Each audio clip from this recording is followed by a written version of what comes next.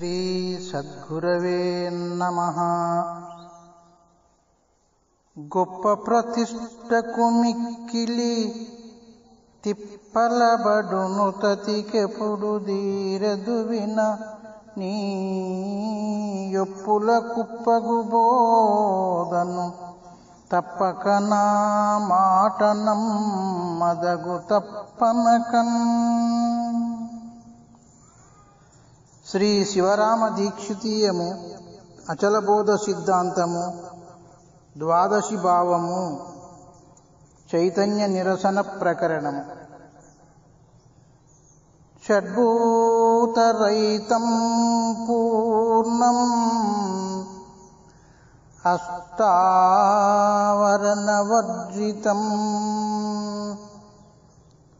షడ్వర్గరహితం పూర్ణం షట్కోశరహితం సదా. మతాల లక్షణం. ఈ ఉత్త బట్టబయలు ఏమీ లేదు అని సిద్ధాంతమే సిద్ధాంతం. మూలం లేని ఈ గుర్తెరిగే శరీరం ఏమీ లేదు అని సర్వకాలం ఎడతెగక నిద్ర వచ్చినదనక సచ్చినదనక ప్రతిదినం అభ్యాసం చేసినవాడు పుట్టని చావని అచలమే స్వతసిద్ధము కానీ మరి ఒకటి కాదు. ఇది నమ్మిన వారికి రాకడలేదు పోకడలేదు. ఇదిగాక మూలం లేని ఈ గుర్తెరిగే శరీరం చేసిన మర్యాద వినిన పెద్ద పులి వలె ఉండి సస్తాడు. మూలం లేని ఈ గుర్తెరిగే శరీరం నేను అని నమ్మి ఉండెనా అంతరమందు గుర్తెరిగే ఎమిడిక వలె ఉండి సస్తాడు. బాహ్యమందు గుర్తెరిగే పంది వలె ఉండి సస్తాడు. వైరాగ్యం చేత సన్యాసం చేసి తిరిగిన గుర్తెరిగే గాడిద వలె ఉండి సస్తాడు. యోగాభ్యాసం చేసి తిరిగిన గుర్తెరిగే దొమ్మరివాని వలె సాధించి సస్తాడు. వాయుధారణ చేసిన గుర్తెరిగే పాము వలె ఉండి సస్తాడు. కర్మలు చేసిన గుర్తెరిగే పంచబ్రహ్మల వలె సాకలివాని వలె మంగలివాని వలె కుమ్మరివాని వలె సాలెవాని వలె మేదరివాని వలె మాదిగవాని వలె ఉండి సస్తాడు. ఈ భూమండలమందు ఎవరైనా భ్రాంతి లేని వారు ఉన్నారేమోనని వెతుక్కోవలే, వారి వద్దకి పోవలే, వారి మార్గం విచారించవలే, వారి శిష్యుల విచారించవలే. ఆ శిష్యులతో ఈ లోకమందు భ్రాంతి లేని గురువులు ఉన్నారట, వారి మార్గము ఎటువంటిది, వారి జాడ ఎటువంటిది, వారు మతాలు మత గ్రంథాలు నమ్మి ఉన్నారా, శంకర భాష్యములు నమ్మి ఉన్నారా, వారు మీకు ఏమైనా సూచన చేసినారా, వారిని ఏలాగున చూడవలే, వారితో ఏలాగున మాట్లాడవలే, వారి దర్శనం మాకు ఏలాగు అవును, వారి అనుగ్రహము మా మీద ఏలాగున కలుగును,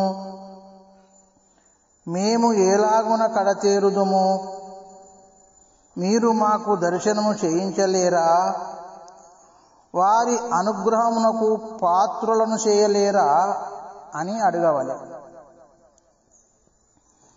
గురువుల మార్గం శిష్యుల వల్ల తెలుసుకోవలెను.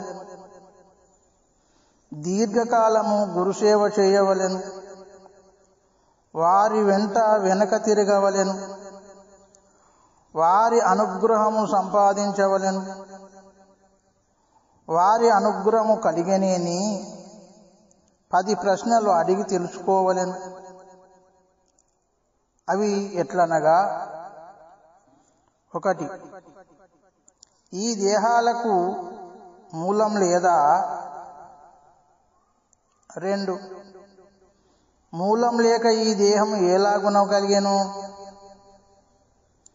3 ఈ దేహమునకు ఆధారం ఎవరు? 4 పుణ్యపాపాలు చేసేవారు ఎవరు? 5 తాను వేరే దేహం వేరేనా లేక రెండు ఒకటేనా? 6 అచలం ఒకటి చలం ఒకటి, రెండు ఒకటేనా వేరా? 7 అచలం ఎక్కడ ఉన్నది, అది ఎటువంటిది? 8 ఈ గ్రంథములు పుట్టని చావని అచలం చేసినదా లేక మూలం లేని ఈ గుర్తెరిగే శరీరం చేసినదా? 9 పుట్టేది చచ్చేది ఒకటి, పుట్టనిది చావనిది ఒకటా, రెండు ఒకటేనా? 10 ఈ ప్రపంచము ఎటువంటిది? ఈ 10 అడిగి తెలుసుకుంటే, నిప్పు దగ్గరకు పోతే చలిపోయినట్లు ఉండవలెను, దాహమునకు పుచ్చుకుంటే దప్పిక తీరినట్లు ఉండవలెను, భోజనం చేస్తే ఆకలి తీరినట్టు ఉండవలెను, ప్రయాణం నడిచి ఇంటికి వస్తే ఆయాసం తీరినట్టు ఉండవలెను, రోగికి ఔషధం ఇస్తే రోగం పోయినట్లు ఉండవలెను. ఎవ్వరూ భ్రాంతి పుట్టకుండా చెప్పరు, ఏ భాష్యాలు భ్రాంతి లేకుండా చెప్పలేదు. ఎటువంటి వానులకు చెప్పంగానే భ్రాంతి పోవద్దా? శిష్యుడు: అయ్యా, ఆ యుక్తి చెప్పండి స్వామి. గురువు: అది భ్రాంతిరహిత యుక్తి. అద్వైతం వలె గుర్తెరిగే చైతన్యము నీవు అన్నట్టు కాదు, చిత్తులో చిత్తు విశిష్టం అన్నట్టు కాదు, నీవు వేరే ఈశ్వరుడు వేరే అన్నట్టు కాదు, నీవు జీవుడవు నీవు ఈశ్వరుడవు అన్నట్టు కాదు, ద్వైతం ఉన్నది అద్వైతం ఉన్నది అన్నట్టు కాదు, అంతా చైతన్యమనే సమరస జ్ఞానం అన్నట్టు కాదు, నేను గుర్తెరిగే వాడిని కనుక అపరోక్ష జ్ఞానం అన్నట్టు కాదు, గుర్తెరిగే విషయి అన్నట్టు కాదు, గుర్తెరిగే జ్ఞానమే బ్రహ్మము అన్నట్టు కాదు, ఇది గుర్తెరిగేది దృక్కు అన్నట్టు కాదు, ఇది గుర్తెరిగే దృక్కు అన్నట్టు కాదు, గుర్తెరిగే సాక్షి అన్నట్టు కాదు, గుర్తెరిగే సాక్షిని అన్నట్టు కాదు, నీవు గుర్తెరిగే వాడవు అన్నట్టు కాదు, మోక్షమనే భ్రాంతి వంటిది కాదు,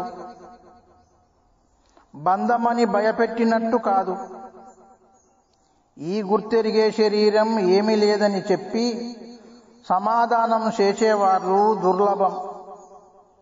ఈ గుర్తెరిగే శరీరం ఏమీ లేదని చెప్పి సమాధానం చేసేవారు దుర్లభం.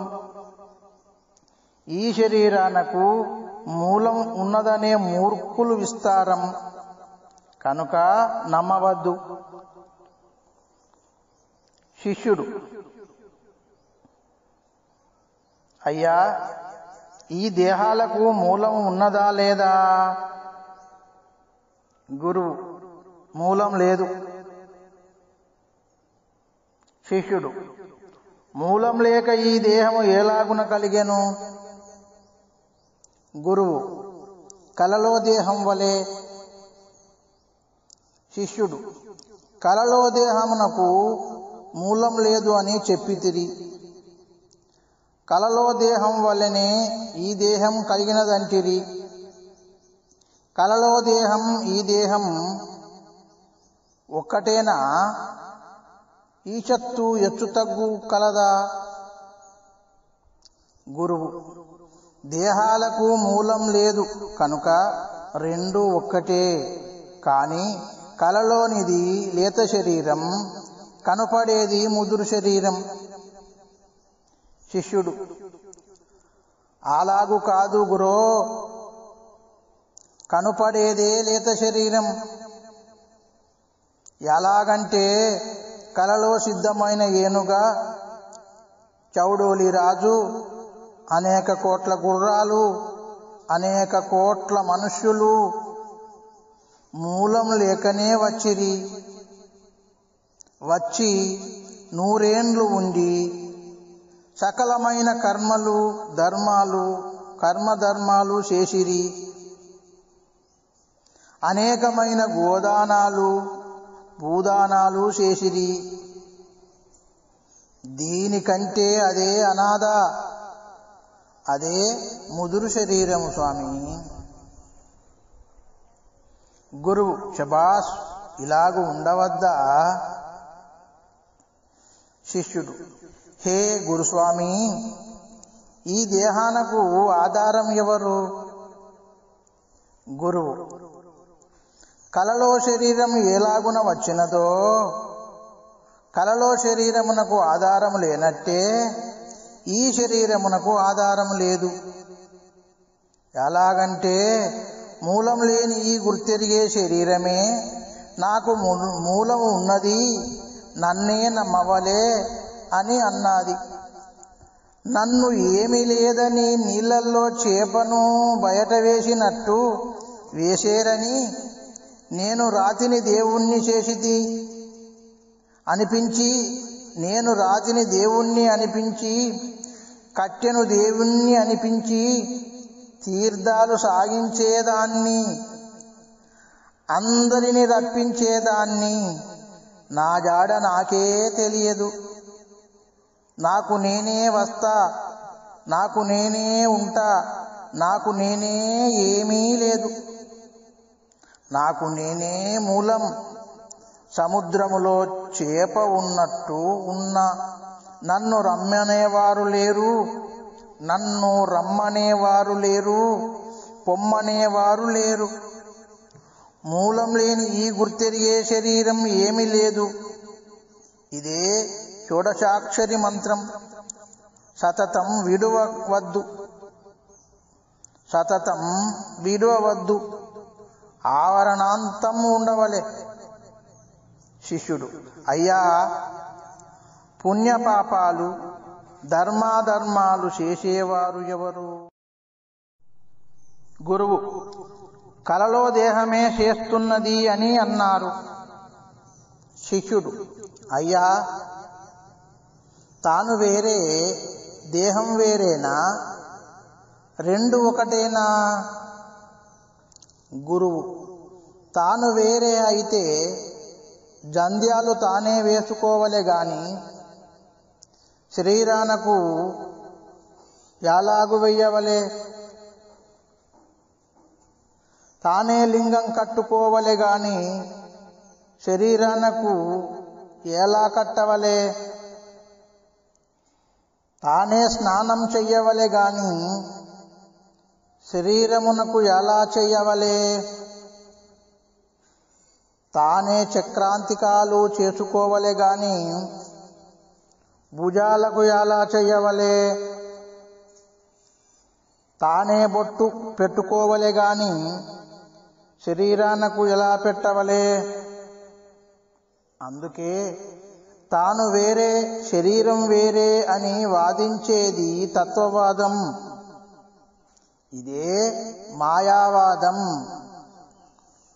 శిష్యుడు: అయ్యా, చలం ఒకటి అచలం ఒకటి, రెండు ఒకటేనా లేక వేరువేరా? గురువు: దేహము చలము, దేహమునకే అచలము తోస్తున్నది. దేహము లేకపోతే ఏమీ లేదు. ఈ ఉత్త బట్టబయలు ఉన్నది, ఇది అంతటా ఉన్నది. ఇందుకు సందేహము లేదు. అంతా అబద్ధమే. కలలో అంతా నిజమే. గురువాక్యము చేత మేలుకొంటే ఏమీ లేదు. గురువు దొరికేది దుర్లభం. నిజ గురువు దొరికితే భ్రాంతి పుట్టదు. శిష్యుడు: అచలము ఎక్కడ ఉన్నది? అది ఎటువంటిది? గురువు: పుట్టని చావనిది, రాకడ పోకడ లేనిది, సకల దేశాలయందు సర్వకాలాలయందు సమస్తమైన వస్తువులయందు మొదలు కొనలేక తనకు తానే స్వతసిద్ధమై నిండియున్నది. అబీజం వృక్ష సంపన్నం శాఖా పల్లవవర్జితం పుష్పం నాస్తి ఫలం నాస్తి సంపూర్ణం వృక్షవర్జితం అనినట్లుగా నిండి నిబిడీకృతమయ్యున్నది. దానికి విత్తనము లేదు, పువ్వులు లేవు, కాయలు లేవు, వృక్షమే లేదు. ఈ ఉత్తబట్ట బయలు ఏమీ లేదు. శిష్యుడు: ఈ గ్రంథాలు పుట్టని చావని అచలం చేసినదా, లేక మూలం లేని ఈ గుర్తెరిగే శరీరం చేసినదా? గురువు: పుట్టని చావని అచలం వల్ల ఒక్కటైనా పుట్టనే లేదు. ఈ ఉత్తబట్ట బయలుకు ఎరుక లేదు. దానివల్ల ఈ గ్రంథాలు పుట్టనే లేదు. మూలం లేని ఈ గుర్తెరిగే శరీరం వల్లనే శాస్త్రాలు పుట్టినవి. అవి చేసిన గ్రంథాలు వాటికే ప్రమాణము, అప్రమాణము. ఈ ఉత్తబట్ట బయలుకు ఏ ప్రమాణము లేదు. తనకు తానే స్వతసిద్ధమై ఉన్నది. ఇందుకు సందేహము లేదు. ఇదే విచారించవలే,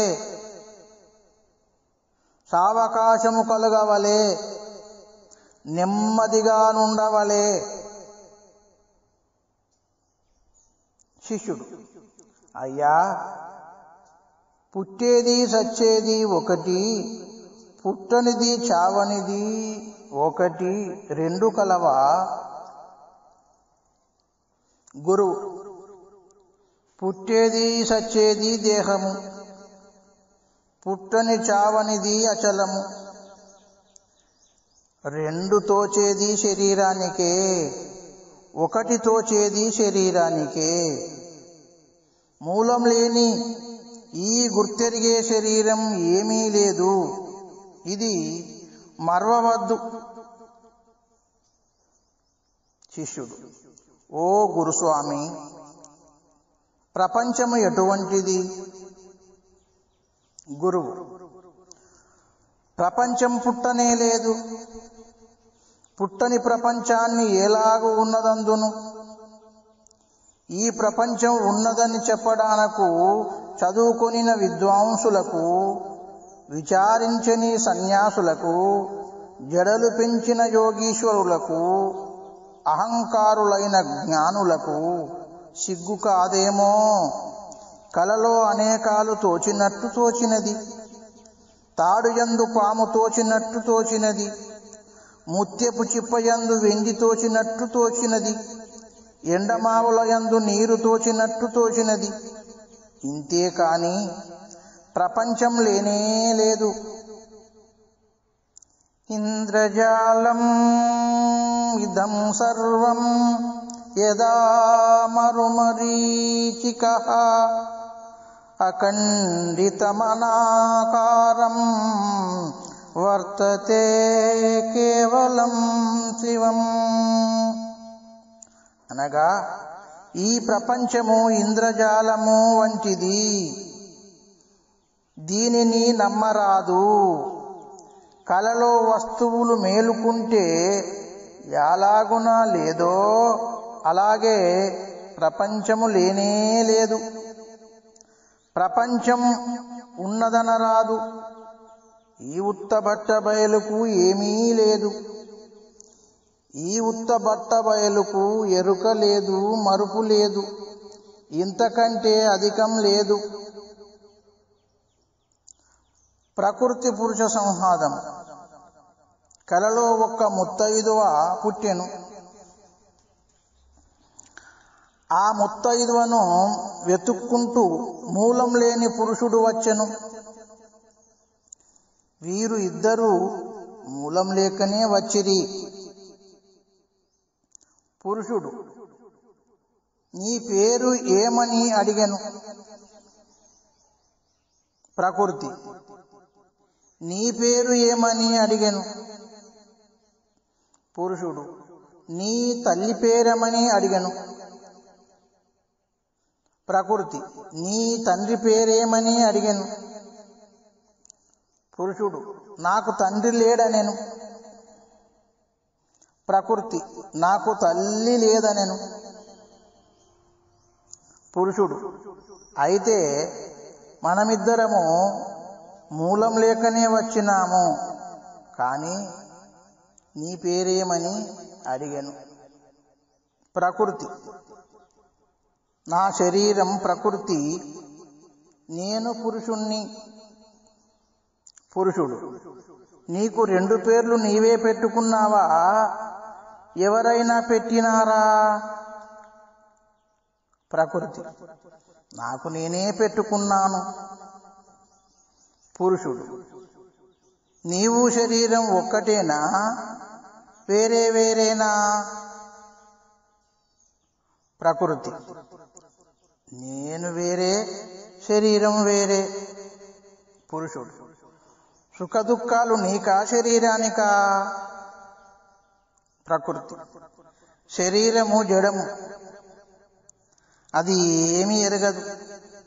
విలక్షణమైన నాకు ఏమీ లేదు. పురుషుడు, నీవు నేను ఒక్కటేనా. ప్రకృతి, నీకు నీవే, నాకు నేనే. పురుషుడు, అట్లయితే సూతామణి. పురుషుడు మాయమయ్యను. ప్రకృతి, ఈ ప్రకృతి ఎంత వెతికినా పురుషుడు ఎక్కడా లేడాయే, జాడ తెలియకపాయే అని తపస్సు చెయ్యంగా పురుషుడు వచ్చెను. పురుషుడు, ఎందుకు తపస్సు చేస్తున్నావు అని అడిగెను. ప్రకృతి, నీవు ఎవరు, నీ పేరేమి అని అడిగెను. పురుషుడు, నా పేరు గురువు అనే. ప్రకృతి, నా పేరు ప్రకృతి అనే స్త్రీ అనెను. పురుషుడు, నీవు వేరే, శరీరం వేరేనా, ఒక్కటేనా. ప్రకృతి, నేను వేరే, శరీరం వేరే కాదు, నేను శరీరం ఒక్కటే. పురుషుడు, ఎందుకలా ఇదివరకు 2గా చెప్పితివి. ప్రకృతి, ఇందాకనేమో భ్రమసినాను, ఇప్పుడైతే నేను శరీరం ఒక్కటే గాని నాకు ఒక్కటే భ్రమ ఉన్నది. పురుషుడు, ఏమి భ్రమ. ప్రకృతి, నీ పేరు గురువు అంటిరే, అది ఎటువంటిదో అని తెలుసుకోవలెనని భ్రమ. పురుషుడు, అట్లయితే చెప్పుతాను గాని ఎప్పటికీ ఏకరీతిగా ఉంటావా, పరిపరి విధముల ఉంటావా. ప్రకృతి, నిద్ర వస్తే నిద్రపోతా, కల వస్తే కలగంట, మేలుక వస్తే మేలుకుంటా. పురుషుడు, ఈ 3 శరీరానికా నీకా. ప్రకృతి, నేను నిద్రపోతే శరీరం నిద్రపోతుంది, నేను కలగంటే శరీరం కలగంటుంది, నేను మేలుకుంటే శరీరం మేలుకుంటుంది. నన్ను విడిచి శరీరం ఉండదు, శరీరాన్ని విడిచి నేను ఉండను. పురుషుడు: అట్లయితే ఇప్పుడు ఏమంటావు? ప్రకృతి: గురువని అంటిరే, అది తెలుపుమా? పురుషుడు: అది మహా అసాధ్యము, ఎంత వారికి తెలియదు. ప్రకృతి: అయ్యా, శీఘ్రంగా సూచన చెయ్యండి. ఎప్పుడు ఎప్పుడా అని ఉన్నది, ఎంతదైనా తెలుసుకుంటాను. నాకు ఏమీ అసాధ్యం లేదు. పురుషుడు: గురుసేవ చేత గాని భ్రాంతి రహితం కాదు. నేను నీవలనే అపేక్ష చేత గురుసేవ చేసి పుట్టని చావని దాన్ని తెలుసుకున్నాను. ప్రకృతి: అది ఎక్కడ ఉన్నది? పురుషుడు: పుట్టనిది చావనిది, సకల దేశాలయందు, సర్వకాలాలయందు, సమస్తమైన వస్తువులయందు చలించక ఉన్నది. ప్రకృతి: ఇంతే కదా, నాకు వేరే ఉన్నట్టు ఉన్నది, నేను అలాగు కాను. పురుషుడు: నీవు అది ఎన్నటికి కావు. నీవు అది కావు, అది నీవు కాదు, అది అదే, నీవు నీవే. నీకు దానికి చాలా ఎక్కువ తక్కువ. ఉన్నది మొదలు కొనలేనిది, నీకు మొదలు కొనవున్నది. దానికి ఉత్పత్తి స్థితి లయాలు లేవు, నీకు ఉత్పత్తి స్థితి లయం ఉన్నది గనక చాలా ఎక్కువ తక్కువ ఉన్నది. ప్రకృతి: సరే, ఉన్నది ఉన్నట్టు చూడంబడే యుక్తి సూచన చెయ్యండి. ఏమి కష్టపెడతావయ్యా, శీఘ్రంగా చెప్పండి. దరిద్రుడు ధనవంతుడైతే ధనకాపీయం లావు అన్నట్టుగా, అలాగే మీరు శ్రమపడినారు గనుక శీఘ్రంగా దయరాదు.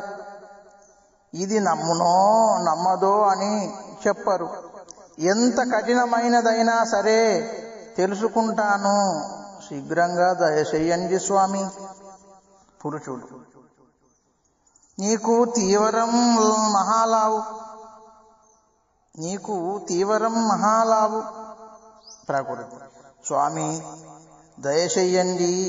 ఈ గుర్తెరిగే శరీరం రెప్పపాటి కంటే శీఘ్రంగా పోయేది కనుక దయచెయ్యండి స్వామి. పురుషుడు: రాకడా పోకడా లేనిది, పుట్టని చావనిది, సకల దేశాలయందు, సర్వకాలాలయందు, సమస్తమైన వస్తువులయందు చలించక, మొదలు కొనలేక, తనకు తానే స్వతసిద్ధమై ఉన్నది. ప్రకృతి: నాలుగు దిక్కులు పారదూసి నేను ఎలాగున వచ్చినాను అని అడిగితే, పురుషుడు: కలలో శరీరం వలె వచ్చినావు. ప్రకృతి: అది ఎలాగూ చెప్పండి.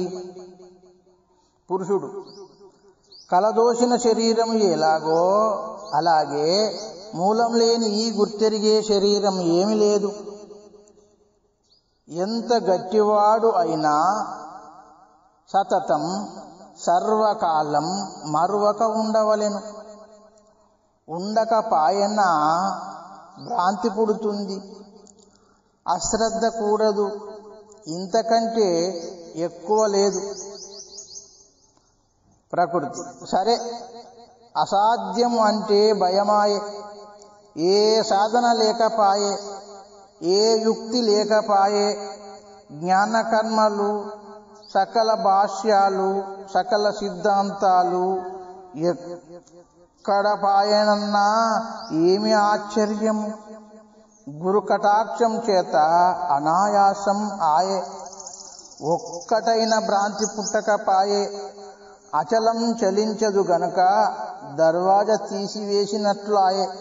ఉన్నదే ఉన్నది, మూలం లేని ఈ గుర్తెరిగే శరీరం ఏమి లేదు, కలలో వచ్చిన శరీరం ఏమి లేదు అని నిశ్చయం అయినట్టు ఆయే పురుషుడు.